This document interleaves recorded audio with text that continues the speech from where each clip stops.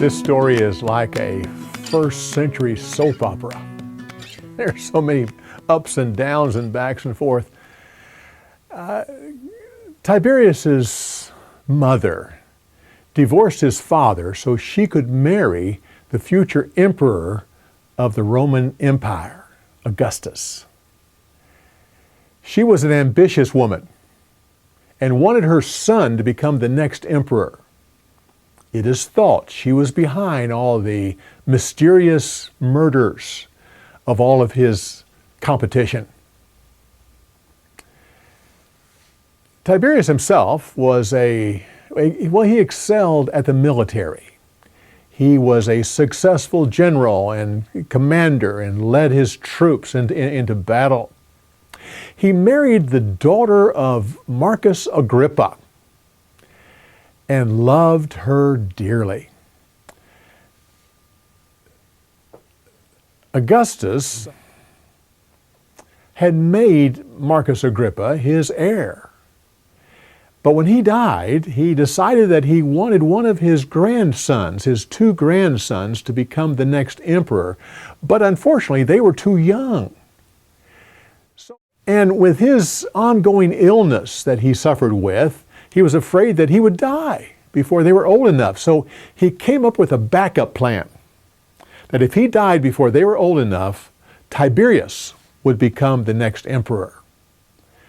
To make sure that he was qualified, he required that he divorce his wife, the one he loved so dearly, and marry his daughter, who was the widow of Agrippa, also Tiberius's mother-in-law. But when it was all said and done, Tiberius was devastated. He loved his former wife. He despised his present wife. She was scandalous. He was humiliated at her nightly escapades into the Roman Forum. He felt like he was caught in the middle of three women. The woman he loved, but wasn't allowed to see anymore. The woman that he was married to, but despised. The mother who kept killing off his rivals. One day he saw his former wife walking through the streets heading home, and he followed her there crying and asking for forgiveness. Augustus found out about that and made sure that they didn't see each other again. He finally just gave up politics, announced he's going to retire, and moved to the island of Rhodes. Augustus tried to talk him out of it because his grandchildren weren't ready yet. But he refused, and he moved to the island of Rhodes without his wife. While he was there, he mingled with the local people. He even visited the sick. He attended lectures on philosophy and even served as a judge temporarily. Back in Rome, his wife became so vulgar and so scandalous that even Augustus became embarrassed and finally sent her off into exile with an allotment for her support. Well, with her out of Rome, Tiberius wanted to go back. Augustus said no, he couldn't. He applied several times to go back, but no, he couldn't go back. Finally, Tiberius's mother went and talked to her husband and convinced him to let him come back. And he said, okay, he can come back, but only as a private citizen and nothing more. Well, after that, things moved pretty fast. The two grandsons mysteriously died.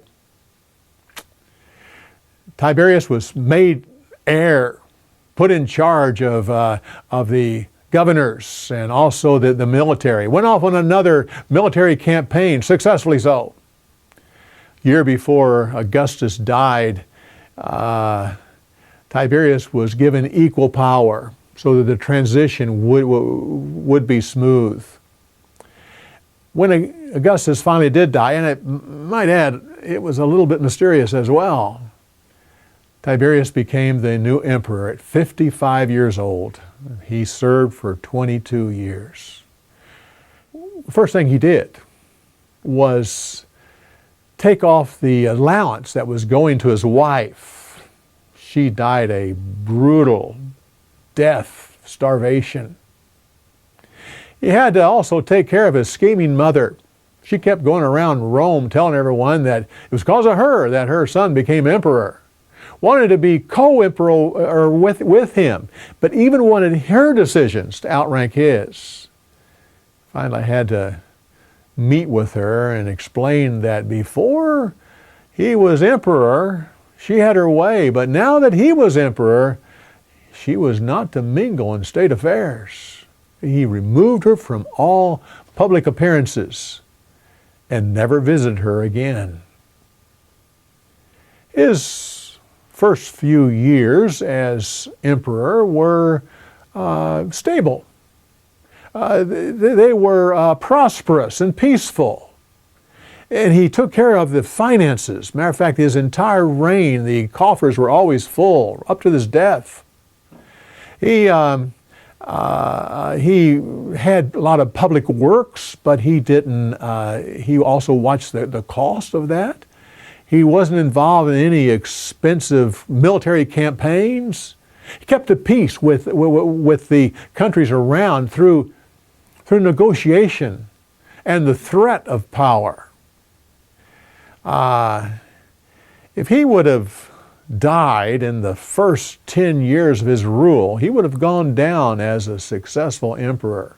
The only thing is he didn't get along with the Senate. Basically, they just didn't like him. And they fought all the time. And Tiberius one time said they were men that were fit to be slaves. One of the things that started to bother Tiberius, Augustus had set it up so that his heir would be his natural-born son, from his favorite wife, I might add, and his nephew.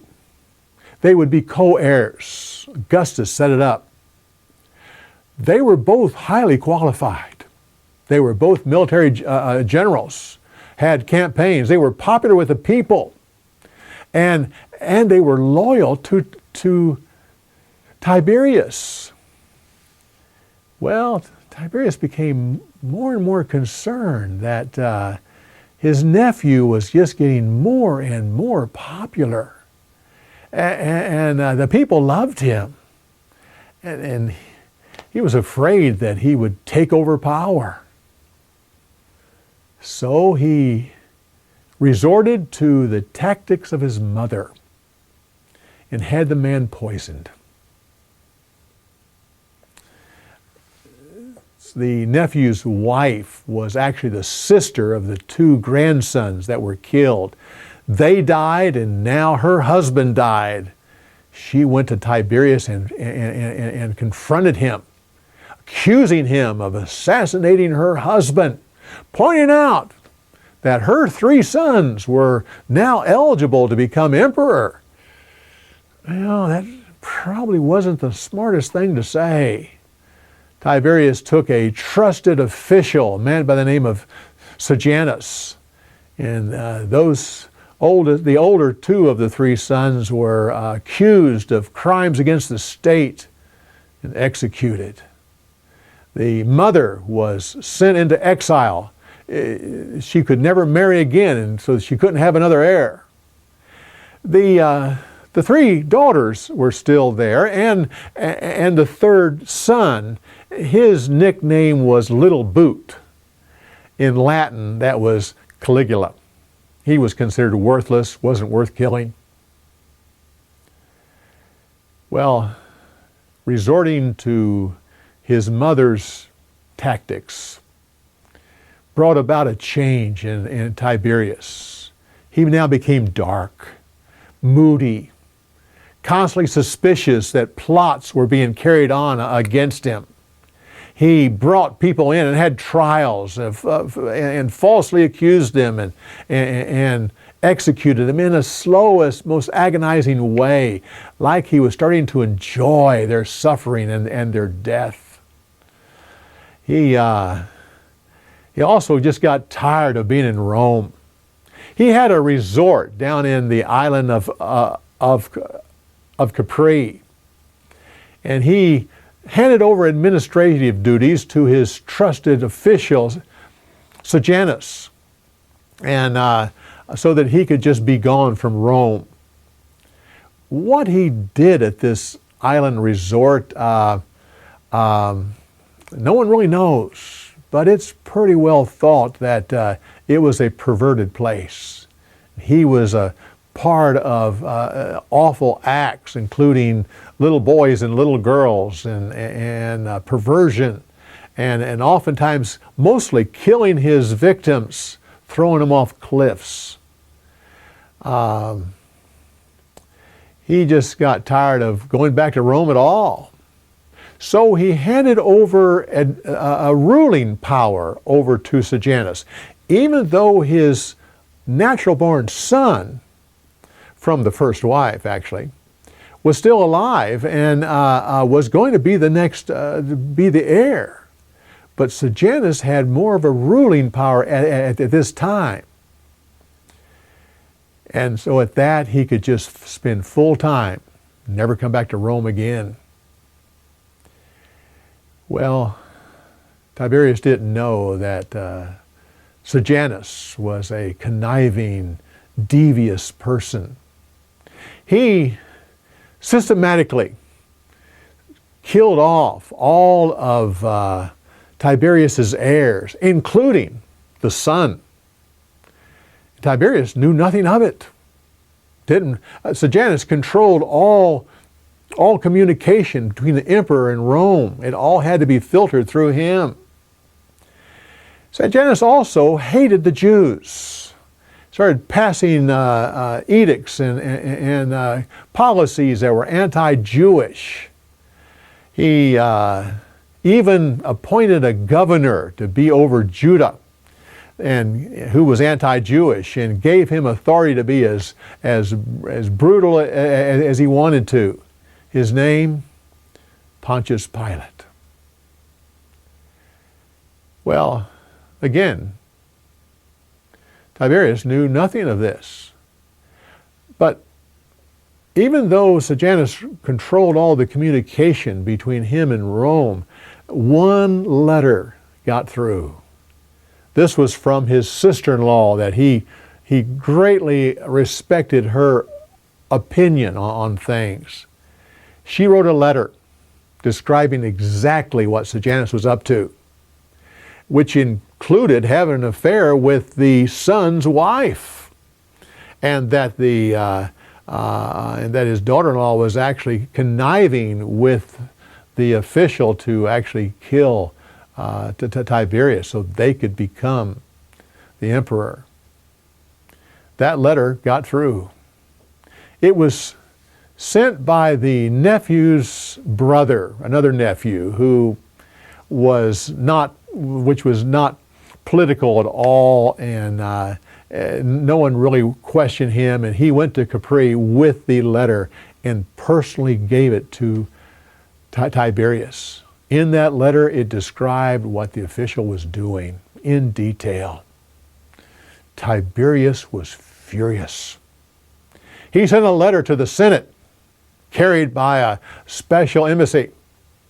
It was to be read in the front of the Senate with Sejanus in the room.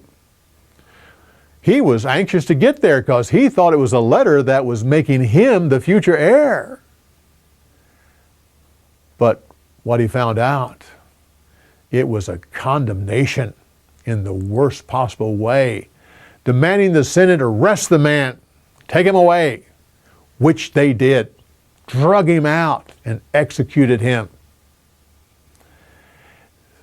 Tiberius then went throughout and getting rid of all of Sejanus's cronies and allies, changed all the anti-Jewish policies, and all of the appointees were under suspicion, which included Pontius Pilate.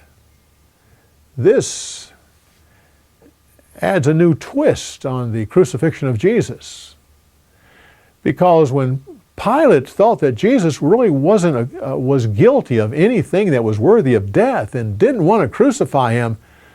The religious leaders went to him and said, well, if you don't do, if you let him go, we will tell the Caesar that you're no friend of his. Well, with his association with Sejanus, he didn't want that. And so to keep them quiet, he had Jesus crucified. Well, now Tiberius had a problem. He didn't have any heirs. Well, except two. Sejanus didn't think they were worth killing. One was the brother of the nephew. As I mentioned, he wasn't involved in politics. It was a little bit strange. He walked with a limp, talked with a stammer, and his head kept jerking uncontrollably, and he drooled. Obviously, he couldn't have him be the heir. The other one was the nephew's youngest son, Caligula. He was also considered useless, but he had no choice. Went ahead and made him the future heir, and then had him come to the island resort to be a part of his activities. Tiberius's mother had a long illness and finally died at 86 years old. Tiberius made no special arrangements for her funeral and didn't even attend. Well, Pilate made one more act that was considered out of bounds, this time against the Samaritans. He was called back to Rome to face trial before the emperor, he and his wife actually. But as they were en route, something happened on the island resort. Tiberius suddenly stopped breathing. When news got back to the resort, people went to Caligula and started to congratulate him on that he was now the new emperor. Well, amidst all of the celebration that was going on, news came from Tiberius's bedroom that he had revived and was recovering. When the people at the celebration heard that, they ran in fear of their life, of what Tiberius would do when he found out that they were all rejoicing at his death. Caligula and his assistant went to the bedroom to see what was going on. Sure enough, Tiberius was reviving and said that he was hungry and wondered where his servants had gone to. Well, Caligula was afraid that he would revive. So he convinced him that, well, you're not actually hungry, you're cold, and got permission to come and comfort him. And when he and his assistants got there, they took a pillow and suffocated him. When news got back to Rome that the emperor was dead, the mobs went out into the streets rejoicing and saying that he should be dragged through the streets and thrown into the Tiber like he had done to all those people that he had condemned to death. But the Senate gave him a proper funeral, and Caligula was made the new emperor. The death of Tiberius was fortunate for one man. That was Pilate, because he was still en route. When he got there, he found out that he didn't have to stand before the emperor, and he and his wife were free to go. What happened to Pilate is up for tradition. And that tradition goes the full gamut. Some tradition says that he died of a cruel death, being an evil man. It goes the other direction, that he and his wife accepted Christ, accepted his message, and became Christians, and died as martyrs. And some church officials, for some actual churches, celebrate him as Saint Pilate. I'll leave you to decide about that.